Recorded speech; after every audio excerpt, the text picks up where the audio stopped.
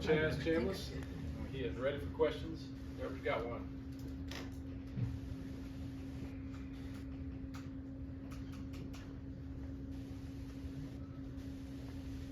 Yeah, Chaz, as someone who goes up against Brock Bowers constantly in practice and also lives with him, what is it about him that maybe pushes others to try and match or meet his, competitiveness, intensity, excellence in terms of, going against him, being around him, and sort of elevating yourself to match it?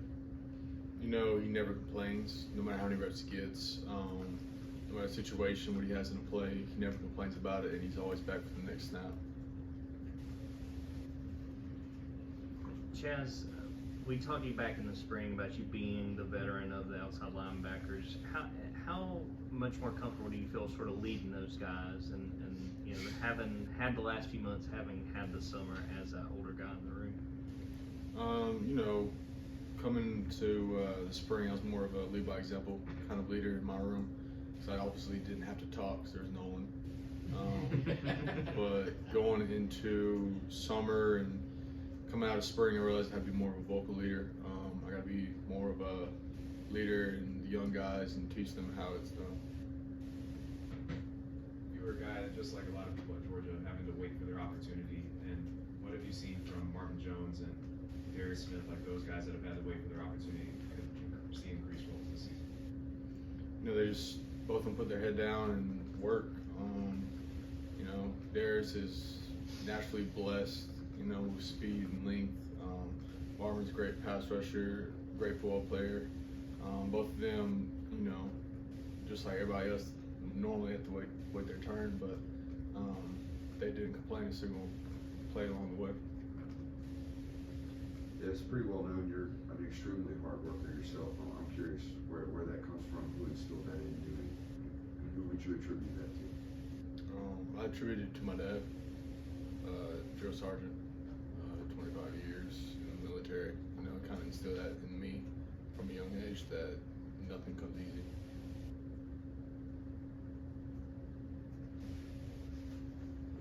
Chaz, you talk about having to welcome being more of a vocal guy. How much of an adjustment has that been for you, being willing to speak out and willing to keep those guys going in the right direction? I had to do it in high school, so it's on a different level in college, but I had experience doing it from previous times, so I just had to get back into the role.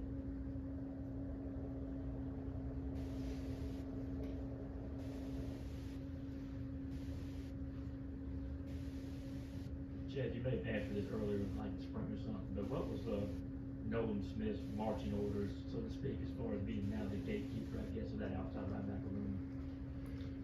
Physicality, first off. Everybody has to be physical. We don't get beat. We always have edges. We always close on counter, and we're asked to do most jobs on the field, really, because we're pass rushing, setting the edge, dropping. So being the best on the field is a priority in the outside linebacker room. We just got done talking to Jalen. That's a football player that's already has the pass rushing skill set, moving back to inside linebacker and learning that position. You were kind of the opposite. You were an inside linebacker the first 3 years, I believe, in high school.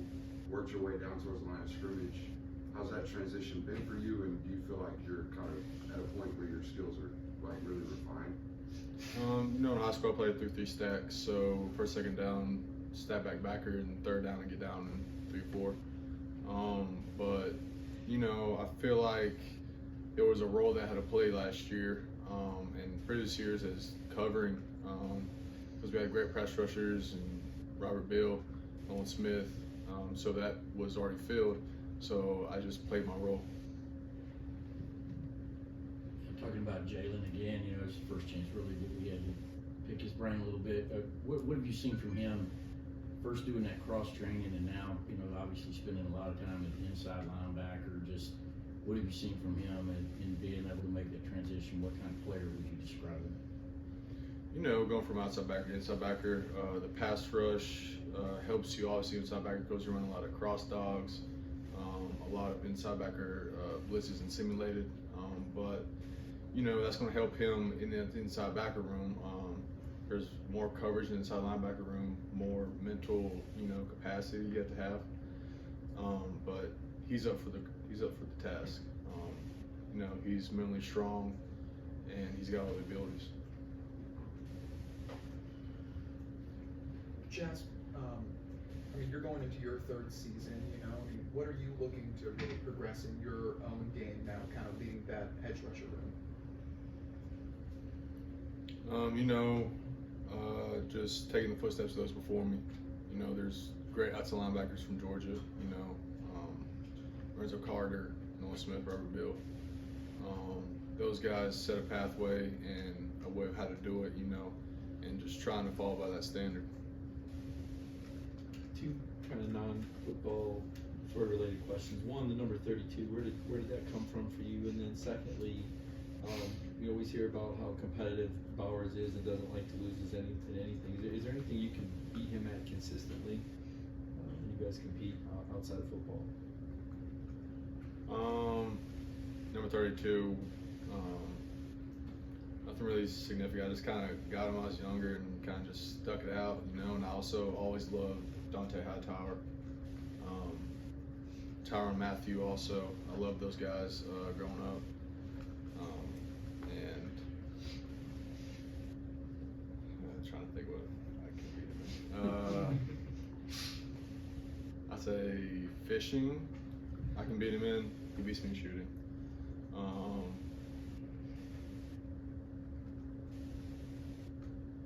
There's not a lot I can beat him consistently in.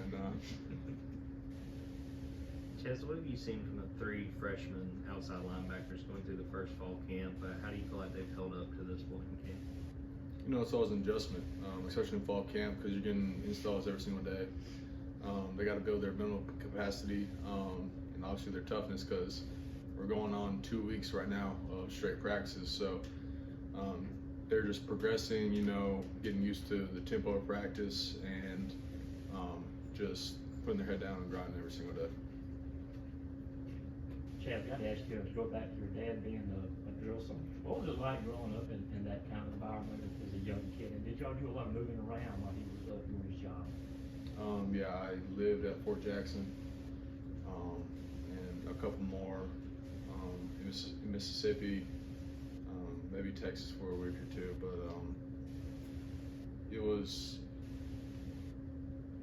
it's kind of difficult because he is on the base most of the day and early, and then comes back late at night. But it's beneficial in the long run because he instilled everything in me that he would have instilled on his privates or anybody that's drilling all day. Is he still active? He died 3 years ago. Oh, my bad, I'm sorry. Good. Chaz, when you look to the scrimmage coming up on Saturday, what do you feel like are the big goals for the defense? What do you guys need to accomplish with the season so close? Can you repeat the first part of it? Yeah. Looking at the scrimmage coming up on Saturday, what do you feel like this defense needs to accomplish in that scrimmage, just knowing the season is so close? The season's so close. We got to create an identity for ourselves. But I say that if we're going to be a run-stop defense, we're going to be a third down efficiency, we got to set the tone for ourselves in that scrimmage, because these scrimmages going into the season really set everything up. So we got to set an identity for ourselves. Got time for 2 more questions. You told us last season that your nickname on the team was the White Wolf. Does anybody else on the team have a better nickname than that, or do you have the best nickname on the team?